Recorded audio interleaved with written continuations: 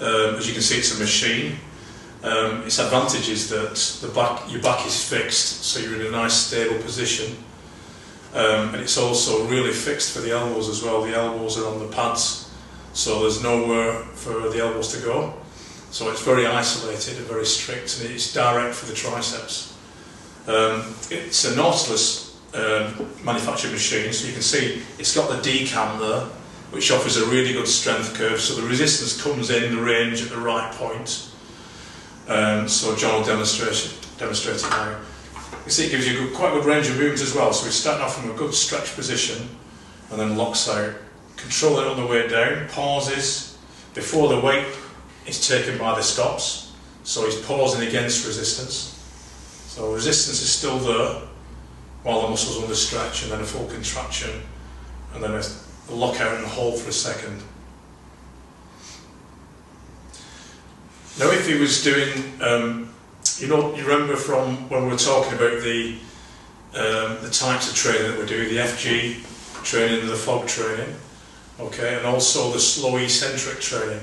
So if he was performing a repetition on the main working set as a slow eccentric, we'll just demonstrate how we do that now.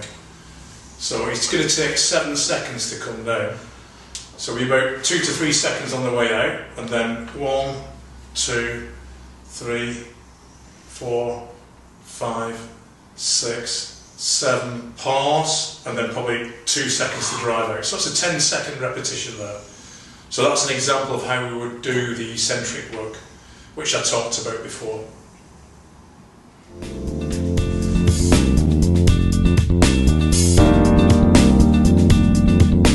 So this is the machine which tends to encourage the long head of the triceps to work. This is a machine that a lot of gyms don't have, that should have. So we'll demonstrate it now. Start off in the lockout position. Deep breath in on the way down. Controlled. Pause. And then drive. That's it. Needs oiling. It's not Charlotte's elbows, by the way.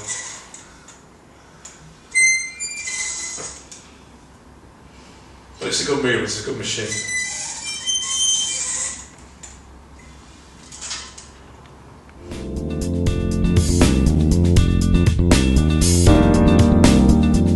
This next exercise is one that you could incorporate into your program. It's an example of a compound movement for the triceps. With the fact that it is a compound movement means it's engaging other prime movers as well. So as you can see, this position, he's going to be using his anterior deltoids and chest to a certain degree, but it does engage the triceps, all three heads, quite maximally over a short range of movement. You could call that an advantage or a disadvantage, in that it's only a short range of movement, but you do get a strong activation, especially with a heavy weight. The disadvantage about this movement is you do tend to get wrist compartment type syndromes. It tends to get compression around this aspect of the wrist and also the thumb.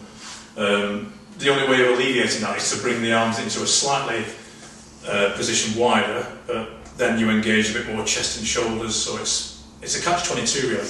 But I did used to use it myself when I was competing. I found it did engage the triceps strongly, if only for a short period of time. So we'll just demonstrate this.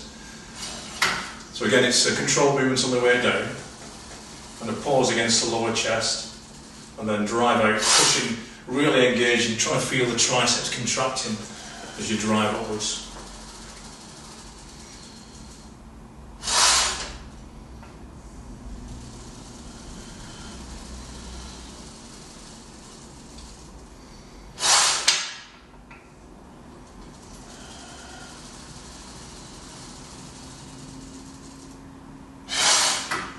So that's close grip tricep press.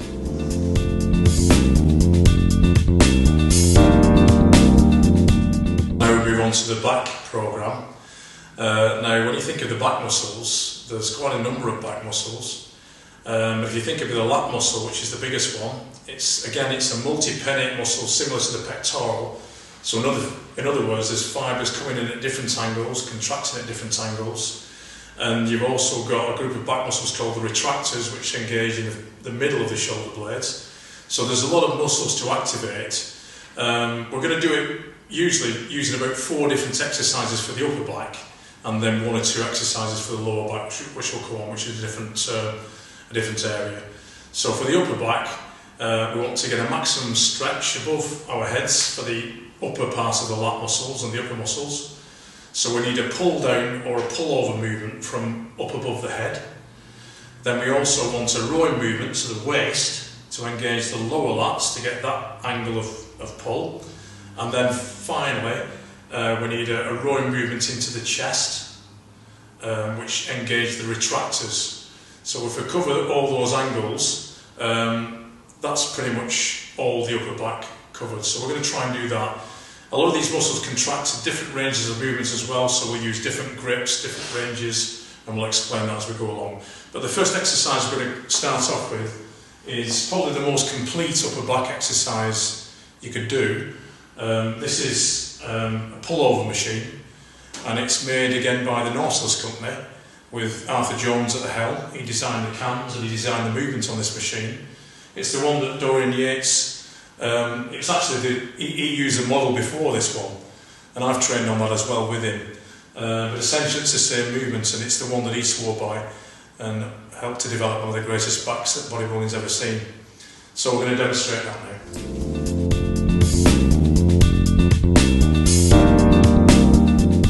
With this machine, John's demonstrating the movement. You can see that his elbows are supported by the pads. And the advantage of that is that as he pulls down through the elbow, it engages his back muscle, his lat muscle, very strongly. And the hands tend to be used just to support himself on the bar. So he's pulling down with his elbows on this one. So a good pause at the top on full stretch, pulling all the way into the waist. So the advantage about this movement is it's a very, very good full range. So you're engaging the lat muscle and accompanying back muscles all the way through the range of movement, but especially the lat all the way through. The only disadvantage of this machine really is that from that upper part of the range of movement you do engage the sternum fibres of the pectoral, which is the chest muscle as well. So you do overlap a little bit at the top end of the range, but the main advantage is that you get a really good strong contraction with the lat through the full range. Now the other way of doing this exercise is to take your elbows off the pads and you can grab the bar at the top. So you're literally pulling down without your elbows there, so that's another way of doing it. Arthur Jones, he kind of invented it to be used by a pull with the elbows, thinking it engaged the lats even more strongly. But I find this a good movement as well. We try and set the C-type so the shoulders are in alongside the pivot point here.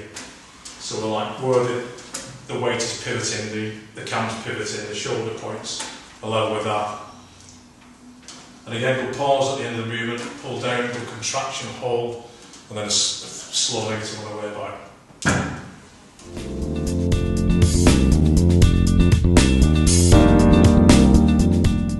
So this next movement tends to isolate the upper back. This particular machine, this is a hammer strength machine, so it's like a nice curvy movement that comes down with a good strength curve. So all the fulcrums and everything all worked out.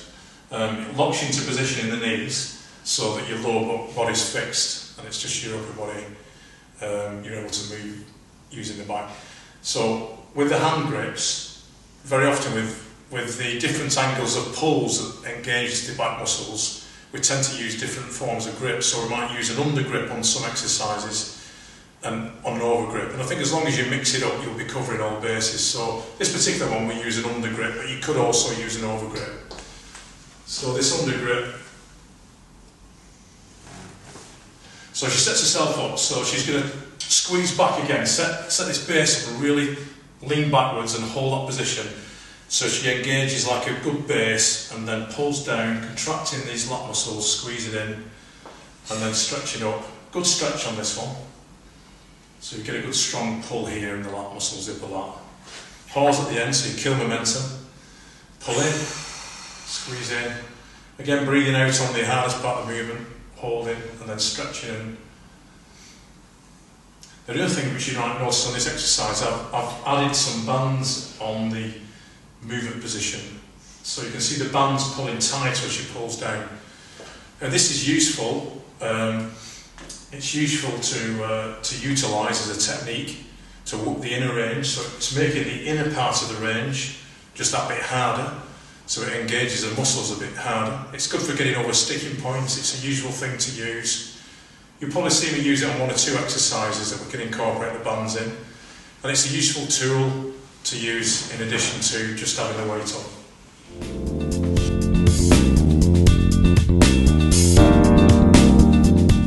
This is the DY row machine. Now this one is the rowing into the waist, so you're engaging the lats down here and also engaging the middle rhomboids as well.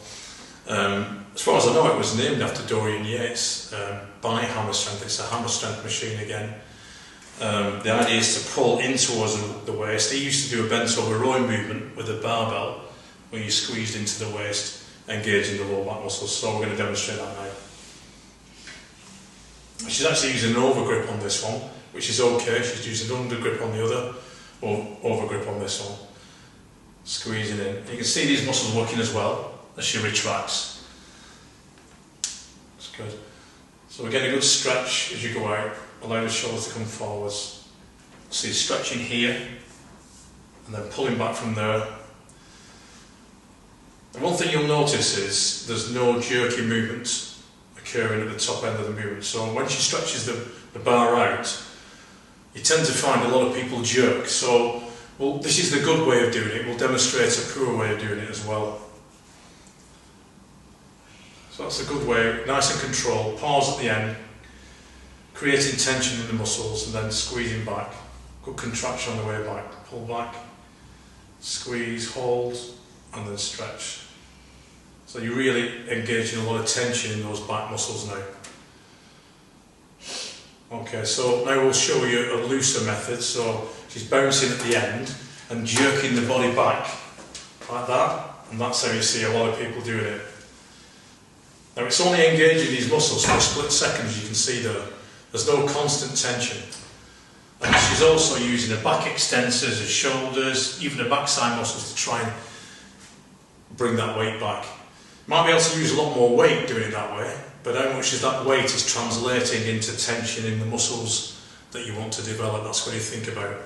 So whenever you're doing any loose form, you see anybody doing loose form, you think, well, what are they achieving? You know, they're not really achieving the main aims and objectives of developing the back muscles. So keep the form nice and tight, hold the muscle tight. It's about time under tension. So it's the correct tension, the correct time, and that leads to the development of the muscle.